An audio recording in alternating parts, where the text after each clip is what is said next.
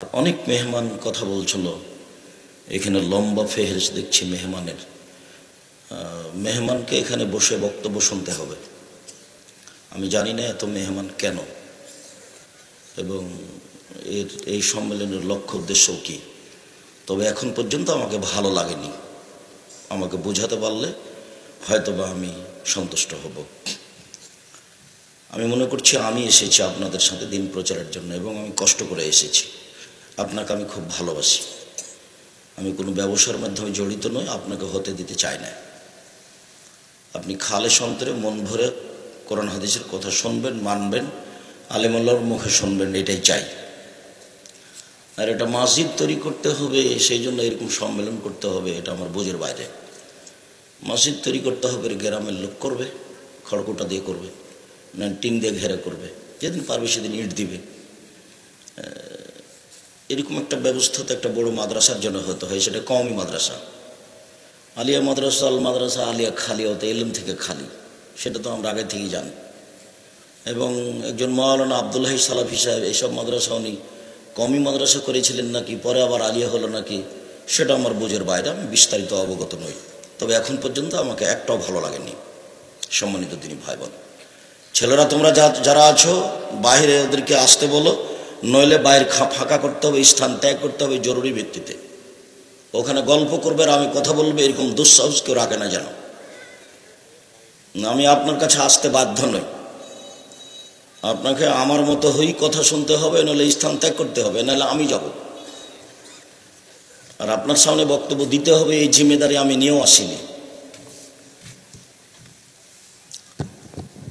সম্মানিত দিনী ভাই বোন, এই এলাকার ছেলেরা যারা তোমরা বাইরে যাও, মহিলা পুরুষ যারা যেখানে আছেন, ভদ্রতা বজায় রেখে চলাচল না করে, কথাবার্তা না করে, বিশৃঙ্খলা না ঘটিয়ে সামনে এসে বক্তব্য শোনার চেষ্টা করুন, অন্যথায় স্থান ত্যাগ করতে হবে। সম্মানিত দিনী ভাই বোন, আমরাও তো প্রোগ্রাম করি, জামিয়া সালাফে প্রোগ্রাম হয়। রাজশাহীতে প্রায় 17 লাখ টাকা খরচ আছে এবছরের সম্মেলনে। রূপগঞ্জ নারায়ণগঞ্জ প্রতিষ্ঠানটায় 100 বিঘা জমির উপরে, প্রতিষ্ঠানটায় 100 বিঘা জমির উপরে। ওখানে একটা মসজিদ তৈরি হচ্ছে, 10,000 মানুষ সালাত আদায় করতে পারবে। তো মসজিদের উন্নয়নে এরকম আমরা প্রোগ্রাম করিনি। জামিয়া সালাফে প্রতি মাসে 32 লক্ষ টাকা বেতন লাগে, 519 জন ইয়েতিম আছে, 300 জন শিক্ষক শিক্ষিকা আছে, 5,000-এর ঊর্ধ্বে ছেলে মেয়ে আছে, যেগুলো জনগণের সহযোগিতাই চলে। আমরা সম্মেলনে জনগণকে সহযোগিতা করতে পারি, জামিয়া সালাফের জন্য বলি।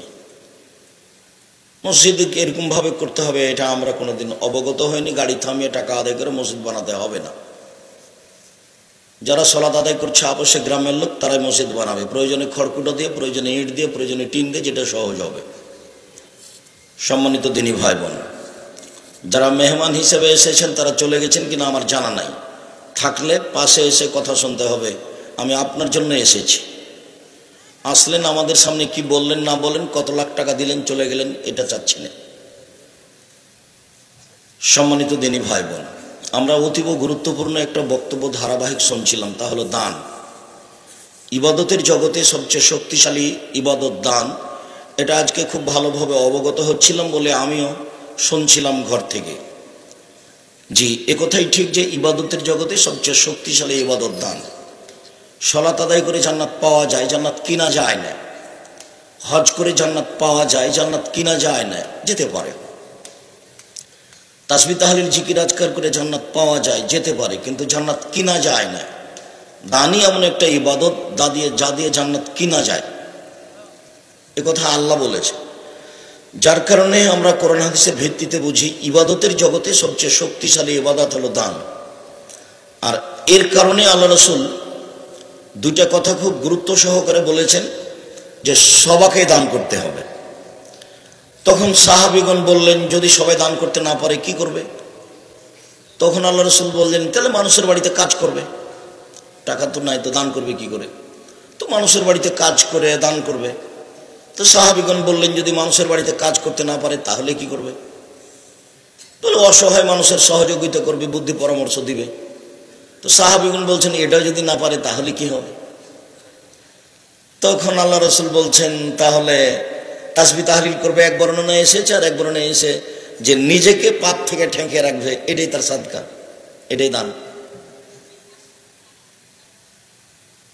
তো আমাদের দেশে ভারত, বাংলাদেশ, পাকিস্তানে টাকা আদায় করে মাদ্রাসা চলতো, যার কারণে দান যে একটা ইবাদত এই কথা মানুষ ভুলে গেছে, দিয়ে মানুষ মনে করেছে যে দান চাই তার প্রয়োজনে, দান যে আমার প্রয়োজনে চাই, এটা উল্টে গেছে। দান মূলত মানুষের প্রয়োজনে, কিন্তু আমাদের দেশে বুঝলো মানুষ যে যে দান চাচ্ছে তার প্রয়োজনে। তো যে দান চাচ্ছে, এই ছেলে, ওই যে মহিলা মানুষ ঢং ঢং করে হাঁটছে, হ্যাঁ করে, তুমি দেখতে পাও না? যাও পাহারা দাও, যাও পাহারা দাও। কি করো তোমরা গ্রামের ছেলে? মেয়ে মানুষ হ্যাঁ করে হাসছে, চলে যাচ্ছে, দেখো না, আমি শুনতে পাই, পাহারা দাও। একবারে যেন পিপিলিকা পার হতে না পারে, ওখানে দাঁড়াবা, মধ্যে দাঁড়াবা, এখানে দাঁড়াবা। আমি আব্দুর রাজ্জাক বিন ইউসুফ, তোমার গ্রামে না আসলে তুমি খুব ভালো করেই চিনো, আর তোমার এখানে কথা বলতে হবে, এই জিম্মেদারি আমি নিয়ে আসিনি। তুমি আমাকে টাকা দিবে, সেই টাকা দিয়ে গাড়ি চালিয়ে যাবো বাড়ি, পর্যন্ত আমার হিসাব নাই। আমার জীবনে আমি কোনোদিন মানুষের 5 পয়সার হিসাব করিনি, 5 পয়সার হিসাব করিনি, ভাবিনি আমি কোনোদিন। 90 সাল থেকে মাঠে আছি, 90 সাল থেকে, 90 সাল থেকে না এখন পর্যন্ত কোনোদিন মানুষের কাছে পথ খরচ পাথেও চেয়েছি। এটা প্রমাণ হয়ে গেলে জাতির সামনে বক্তব্য দেবো না। তোমরা ডেকে নিয়ে এসেছো, সম্মান করতে চেষ্টা করো, জীবন বাজি রেখে সম্মান চেষ্টা করবো। ওখানে দাঁড়াবা, এখানে বাহিরে দাঁড়াবা। যারা বাহিরে আছে তারা তো বুঝতে পারে না, মহিলা মানুষ এসেছে গল্প করতে করতে, হ্যাঁ হ্যাঁ করতে করতে ঢং ঢং করে এসেছে, আবার চলে যাচ্ছে। কেন যাচ্ছে? তার স্বামী না, এই জন্য যাচ্ছে। কেন যাচ্ছে? স্বামী যা আছে, ও কাপুরুষ, ওকে দিয়ে কি করবে না? বাপ নেই সেজন্য যাচ্ছে। তো বাপ তো আমি বলিনি, ওটা চাচা, আমি কথা বলেছি, তার সৎ বাপ, সৎ বাপ, যার কারণে জিম্মেদারি পালন করানো, তো যাবেই। ওর মা নাই, তার কারণে এইভাবে যাচ্ছে। ওর মা তো নাই, ওর মা যেটা ও বলছে ওটা তোর মা না, ওটার খালা, ওর সৎ মা। মা তো মা হয়, যার গতি বিধি নিয়ম নীতি মা। এ তো বহুদিন বলেছি, মা হলে 4টে জিনিস লাগে, বুখারী মুসলিমের হাদিস। মা হলে 4টে জিনিস লাগে। 1, মা মেয়েকে বিদ্যা শিখাবে। 2, মা মেয়েকে শিষ্টাচার শিখাবে, বুখারী মুসলিমের হাদিস। তো হ্যাঁ করে হাসচার চলে যাচ্ছে, এটা কোন শিষ্টাচার? 3, মা হচ্ছে যে মেয়েকে সাজগোজ করে, মাথার চুল চিরুনি করে পরিপাট করে রাখবে। 4, মা হচ্ছে মেয়েকে পাহারা দিবে। আল্লাহ নবী বলছেন, বুখারী মুসলিমের হাদিস, মা হলো মেয়ের ছেলের জন্য পাহারাদার। আমি বলিনি এই কথা। তো কি পাহারা দিল, কি শিষ্টাচার শিখালো? মা হলি হবে? ওর বাপ বিবাহ দিয়েছে, স্বামীর কাছে গেছে, তাই বাচ্চা হয়েছে, তাই ও মা। মা কাকে বলে তার তো জানা নেই, ওটা ভাবেনিও কোনোদিন। দিন কাটছে পশু প্রাণীর মতো, গরু ছাগলের মতো, কুকুর শ্রীগেলের মতো। ও কথা আল্লাহ বলছেন, বুঝে না ওরা, অন্তর আছে বুঝে না, দেখেও দেখে না ওরা, চক্ষু আছে দেখে না, শোনেও শোনে না ওরা, কান আছে শোনে না। উলায়েকা কাল আনাম, তারা পশু প্রাণীর মতো, তারা গরু ছাগলের মতো, তারা কুকুর শ্রীগেলের মতো, বালহু মাজাল, বরং তার চেয়ে খারাপ। আল্লাহ বলছে। তা আল্লাহ তো এরকম লোককেই বলছে, এরকম মা এরকম বাপকেই বলছে। থাকে, খায়, পেশাব করে, পায়খানা করে দিন কাটায়, তার নাম মানুষ। যে না, এটা পশু প্রাণীর জীবন, এটা গরু ছাগলের জীবন, এটা কুকুর শ্রীগেলের জীবন। আর এদের চরিত্রকে হিসাব করতে করতে করতে আল্লাহর নবী বলছেন যে আমার উম্মত ইহুদি খ্রিস্টানদের সাথে এমন ভাবে মিশে যাবে, ইহুদি খ্রিস্টান যদি মায়ের সাথে জেনা করে থাকে তো আমার উম্মত করবে। চাল চলন, কথাবার্তা, পোশাক আশাক সব নোংরা হয়ে যাবে। আবার বলছেন যে ওদের গান বাজনা, বাদ্যযন্ত্র, খেল তামাশা, নেশাদার দ্রব্য এমন হয়ে যাবে যে সন্ধ্যায় থাকবে মানুষ আর সকালে হবে সুর, বানর। কেন বলছেন আল্লাহ নবী শুকুর হয়ে যাবে, বানর হয়ে যাবে? আল্লাহ নবী বলবেন যে কুকুর শ্রীগাল হয়ে যাবে, বলবেন যে সাপ ব্যাং হয়ে যাবে। তো কেন বলবেন যে বানর হয়ে যাবে আর শুকুর সোর হয়ে যাবে? কেন বলছেন? বানর হচ্ছে অনুকরণীয় প্রাণী। মুসলমান যেদিন ইহুদি খ্রিস্টানের অনুকরণ করবে, হিন্দুদের অনুকরণ করবে, সেদিন এরা সন্ধ্যায় থাকবে মানুষ আর সকালে হবে বানর। বাজনা তো বাজতো হিন্দুদের বাড়িতে, তা মুসলমানের বাড়িতে বাজে। আল্লাহ রাসূল ওই কথা বলছেন, আমার উম্মত মিশে যাবে হিন্দুদের সাথে, আমার উম্মত মূর্তি পূজা করবে, আমার উম্মতের আলেম ওলামা ধর্ম বেচা খাবে। আমি আমার জীবনে আশঙ্কা করে গেলাম 3টি। আল্লাহ নবী বলছেন, পৃথিবীর মানুষ শুনে রেখো, আমার জীবনে বড় ভয়, আমি আশঙ্কা করে গেলাম জাতির উপরে, এক আইম্মাতাম মুজিল্লিন ভ্রান্ত হুজুর ধর্ম বিচার খাবে, দুই সাতাবত কাবাইল মিনমাতাল আওসান, আমার উম্মত মূর্তি পূজা করবে, বাপের ছবি মায়ের ছবি সুন্দর করে সাজিয়ে রেখেছে। এক লোক আমাকে বলছে, উচ্চশিক্ষিত মানুষ, বিত্তশালী মানুষ, আমাকে বলছে আমি আমার মাকে খুব ভালোবাসি, তাই আমার মায়ের ছবিটা মাথার উপরে রেখেছি। তা আমি বলছি আপনি কুসন্তান, কেন এইভাবে বলেন আব্দুর রাহিম সাহেব? বলে কুসন্তান না হলে আপনি এত খারাপ কাজ করছেন কি করে, মার ছবিকে সম্মান করছেন, এটা কি কথা? আল্লাহ নবী বলছেন আমার উম্মত হিন্দুদের সাথে মিশে যাবে, মূর্তি পূজা করবে, তো মাকে এভাবে রেখেছেন, এটা কি? যদি আপনি মাকে কবর দিয়ে বাড়িতে এসে ছবিটা একবারে পাসপোর্ট সাইজের হজ করা ছবিটা ছিঁড়ে টুকরা টুকরা করে কবরে গিয়ে যদি হাত তুলে দোয়া করতেন, তাহলে আপনি হতেন সুসন্তান। তা আপনি বলেন কোনটা? একজন এমপির কাছে কথা প্রসঙ্গে গেছি, তো দেখছি যে অনেক মূর্তি পাশে, তো বলছি ভাইজান মূর্তি নামাতে হবে, নাহলে তো আমি বসতে পারি না। তখন বলছে আমি খাঁটি আহলে হাদিস। বলছে পাশে মূর্তি থাকার পরে আপনি খাঁটি আহলে হাদিস? যাক, মনে কিছু নেন না, আমি যাই। আপনি মনে কিছু নেন না, যাই। যদি আপনি পারেন তাহলে ছবি নামান, আমি থাকি, আনালে যাই। আচ্ছা আচ্ছা ঠিক আছে, আমি সরাচ্ছি, বসেন বসেন বসেন। সম্মানিত দিনী ভাই বোন, আফসোস করে আল্লাহ রাসূলের কথা বলছে। তো সন্ধ্যায় থাকবে মানুষ, সকালে হবে বানর। কেন? যখন এরা ইহুদি খ্রিস্টান হিন্দুদের কি করবে? অনুসরণ করবে, অনুকরণ করবে। অনুকরণ করে কোন প্রাণী? বানর। তারপরে বলছেন শোর হয়ে যাবে শুকুর। তো মানুষ শোর হবে কেন? অনুভূতিহীন প্রাণী পৃথিবীতে একটাই, সেটা হলো শুকুর। শোর কোনো প্রকার অনুভূতি নাই। গরুর অনুভূতি আছে। এখানে একটা গরু জবাই করেছেন, আর একটা গরু নিয়ে আসেন, টেনে নিয়ে আসতে পারবেন না ওখানে। দেখেননি এটা? আমার কথা বুঝতে পারলেন কি? আর এটা এখানে আছে গোবর, ওখানে ঘাস উঁচা হয়ে আছে, ওই ঘাস গরু খাবে না, তার মানে তার অনুভূতি আছে। পৃথিবীতে একটা প্রাণী আছে, তার নাম শুকুর, শোর। কোনো অনুভূতি নেই।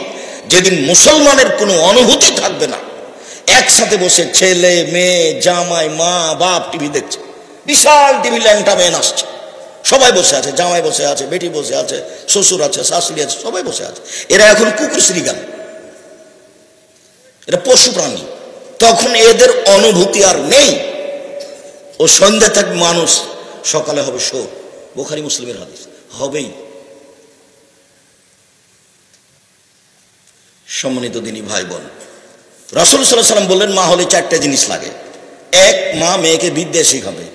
কি বিদ্যা শিখালো যে ল্যাংটা হয়ে গেল, ভুরু তুলে চিকন করলো? কি বিদ্যা শিখালো? কি বিদ্যা শিখালো যে মাথার চুল ছোট করলো ইহুদি খ্রিস্টানের মতন?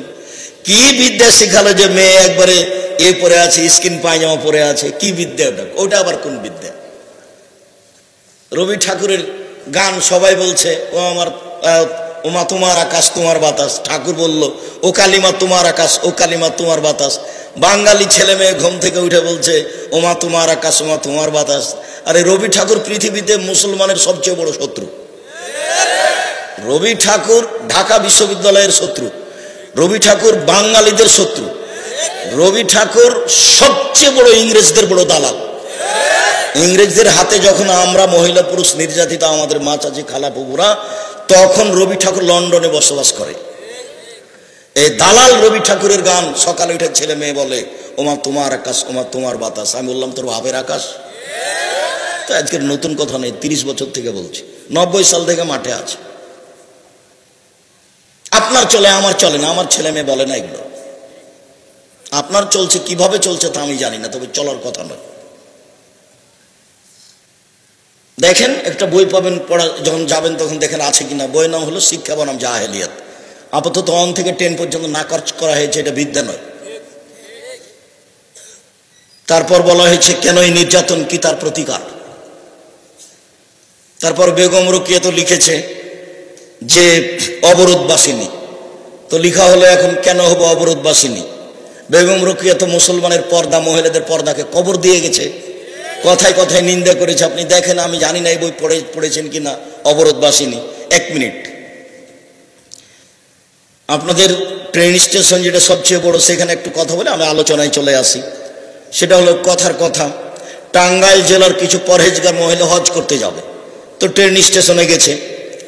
তো এখন বলছে তার শ্বশুরকে বা স্বামীকে বা দেওর ভাসুরকে যে আমরা তো বেশি পর্দা করি, তো তোমরা একটু আমাদের গায়ের উপর একটা চাদর বড় দিয়ে বিছে ঢেকে রাখো আমাদেরকে।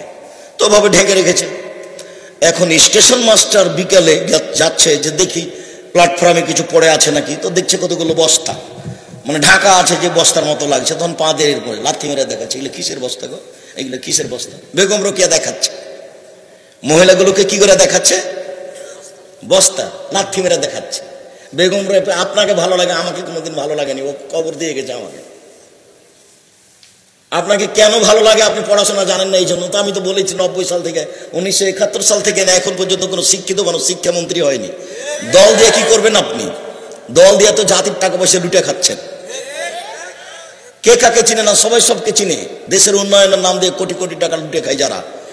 আব্দুল্লাহর বক্তব্য আপনারা শোনেন, এদের মধ্যে কারোর ন্যায়পরায়ণতা নেই, এরা কেউ বিশ্বস্ত মানুষ নেই। জাতির কি করবে, ওর জন্মই মিথ্যার উপরে, ওর জন্মই প্রতারণ, জাতির কি করবে ও। আর এই তো নির্বাচন পদ্ধতি তো খ্রিস্টান আব্রাহাম লিঙ্কনের পদ্ধতি। এটা হলো ইলেকশন, এটাতে মুচিও নেতা হবে, চোরও নেতা হবে। উমর রাদিয়াল্লাহু তাআলা যেটা বললেন সেটা হলো সিলেকশন, জ্ঞানী গুণী বসে এক জায়গাতে নেতা নির্বাচন হবে। তো ইলেকশন দিয়ে আপনি একটা ন্যায়পরায়ণ নেতা বের করবেন, তার নাম হলো উমর, এটা হলো সিলেকশন দিয়ে হতে পারে, মানে পদ্ধতি উল্টা। ঠাকুর বললো উমর তোমার আকাশ তোমার, আরে ঠাকুর বলছে ও কালিমা তোমার আকাশ ও কালিমা তোমার বাতাস। সারা বাঙালি পুরুষ নারী সবাই বলছে ও কালিমা তোমার আকাশ ও কালিমা তোমার বাতাস। আমি তো কোনোদিন বলিনি। সম্মানিত দিনী ভাই বোন, মা কাকে বলে? মাই তো বুঝলো না যে আমি কি দিয়ে মা, সৎ মা। সৎ মার বাস্তবতা বুঝেন না। এই যে দেখেন সৎ মা দেখাচ্ছি। ওই ঘর থেকে তার নিজের পেটের মেয়ে এসেছে, ও বসে আছে এখানে। তখন বলছে আম্মু আসো আসো, আম্মু বসো, আম্মু কি খেয়েছো, আম্মু খেয়েছো। এবার সৎ মেয়ে আসছে, এখানে আনি কিনা, এখানে আনি কিনা, যা ও ঘরে যে তোকে বসতে বললাম, যা ওই ঘরে বস। ওটা সৎ মা। তো এই সৎ মাকে কি শিখাবে? তুই তো সৎ মা, হ্যাঁ করে হেঁটে চলে যাচ্ছে, ওটার মা সৎ মা। আঙ্গুলের নখ দেখেন, নখ বড় আছে, নেইল পালিশ দেওয়া আছে। ও তো ইহুদি খ্রিস্টানদের পতিতালয়ের মেয়েদের কাজ। নখে নেইল পালিশ দেওয়া, নখ বড় রাখা কার কাজ? ইহুদি খ্রিস্টানদের পতিতালয়ের মেয়েদের কাজ। তো ওটার মা, ওকে খালা বলবে না তো মা বলবে কেমনে? ওকে সৎ মা বলে ডাকবে। যেই মায়ের মেয়ের নখ বড় আছে, নখে নেইল পালিশ আছে, সেই মেয়ে যদি মাকে মা বলে ডাকে তো অন্যায় হবে। এটা ওকে সৎ মা বলবে। তো মায়ের দায়িত্ব পালন করেনি। দায়িত্ব কি জিনিস তার জানাও নাই। বাপও দায়িত্ব পালন করে না। আল্লাহর নবী বললেন যে 3টে মেয়েকে যদি লালন পালন করে তাহলে মেয়ে 3টে বিচারের মাঠে তার জন্য অন্তরাল হয়ে যাবে। মানে ওইদিকে থাকবে জাহান্নাম, এদিকে থাকবে বাপ, আর মেয়েরা মধ্যে থাকবে। আল্লাহকে বলবে যে আমার আব্বাকে আগে জান্নাতে দিতে হবে, তারপরে কোনো কথা। এই যে বেঁকে গেলাম, আগে দেন আমার আব্বাকে জান্নাতে, তারপরে কোনো কথা। 3টা মেয়েকে লালন পালন করবে। তো লালন পালন কিভাবে?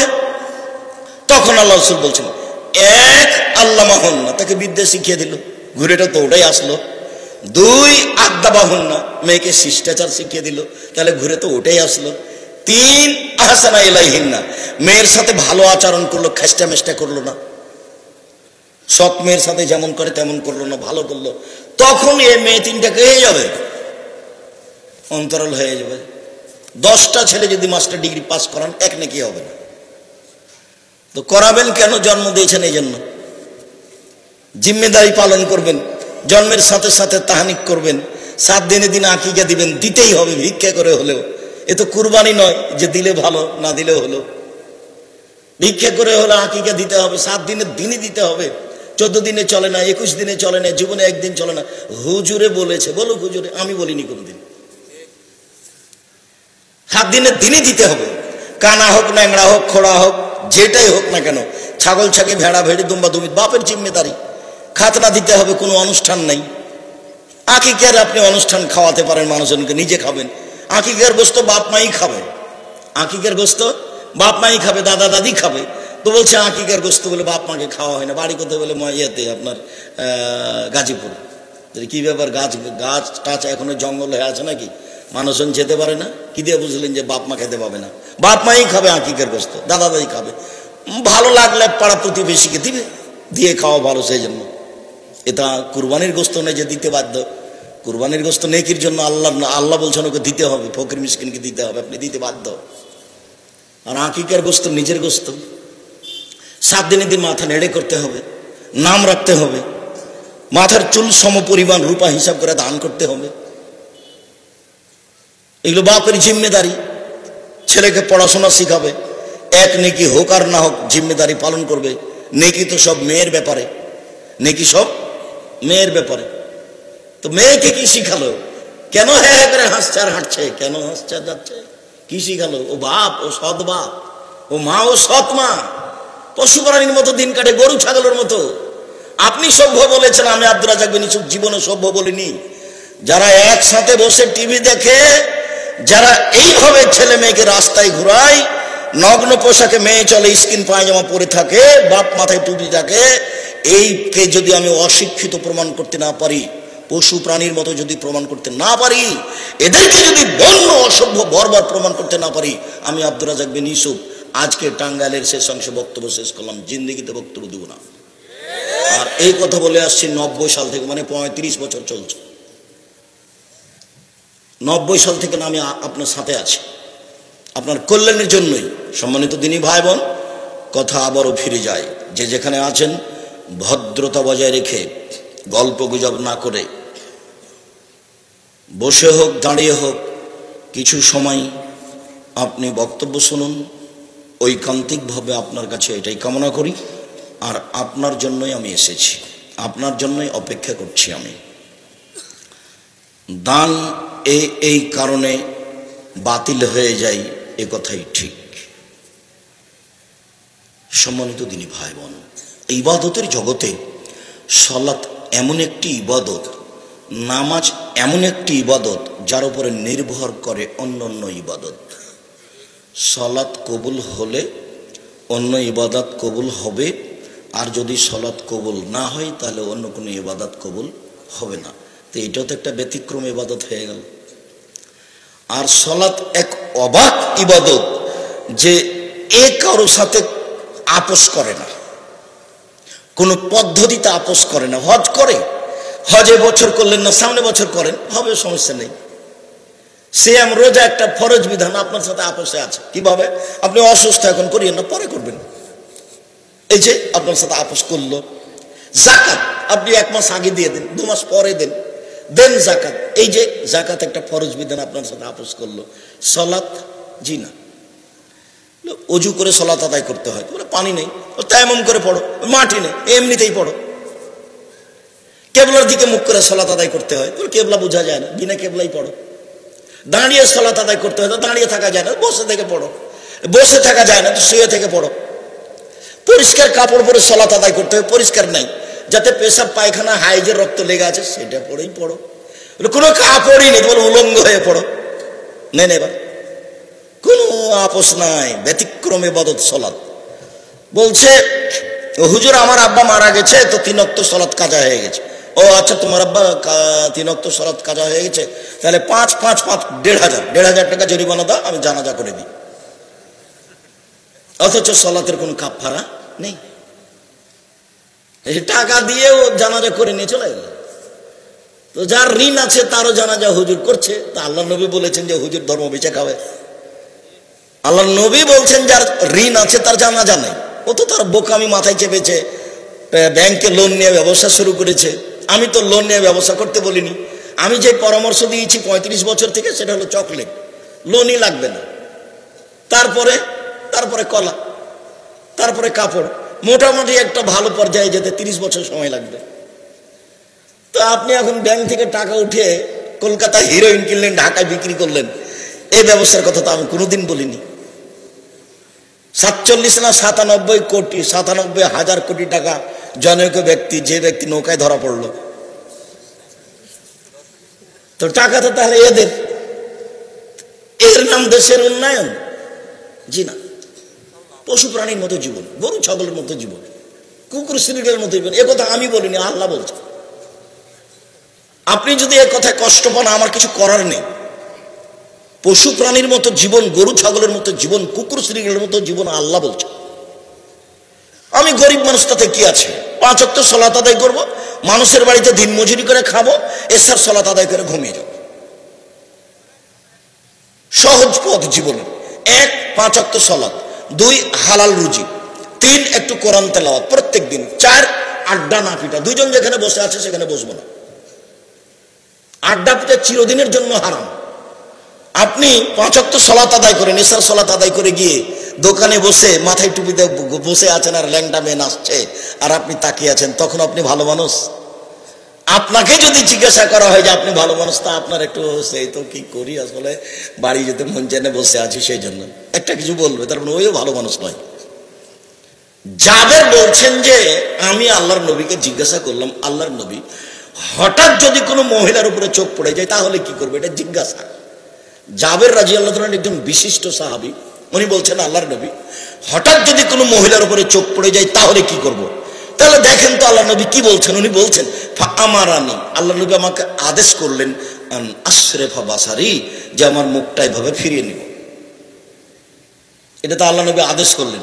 আর আপনি মাথায় টুপি দিয়ে দোকানে বসে আছেন আর ওর নাচছে টিভিতে, আর তখনও আপনি পরহেজগার মানুষ, এটা কেমন কথা হলো? আপনার স্বভাবই খারাপ, আপনার অভ্যাস খারাপ, আপনার খাসলত খারাপ, আপনার স্বভাব খারাপ, আপনি ঘৃণিত মানুষ।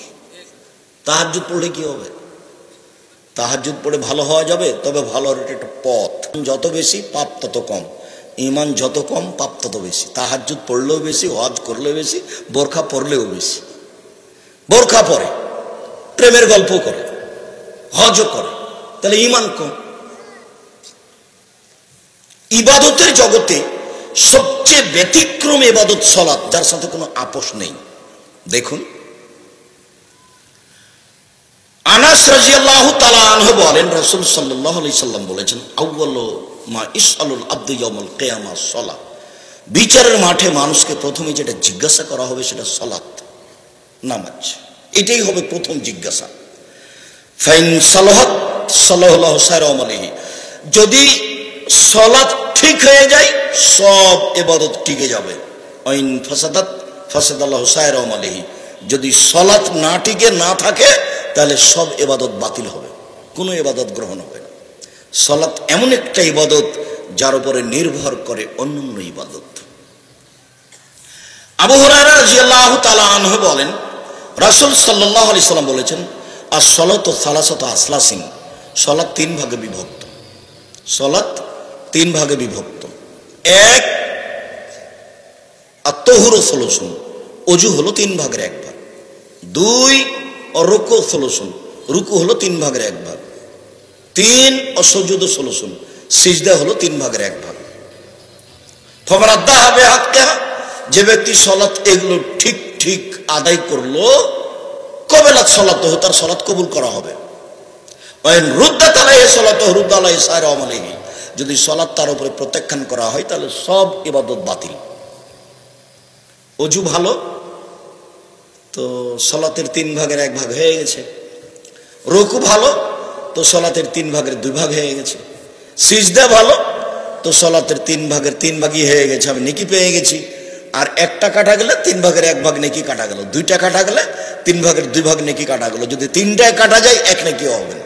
সালাত আদায় করলো কিন্তু নেকি হবে না।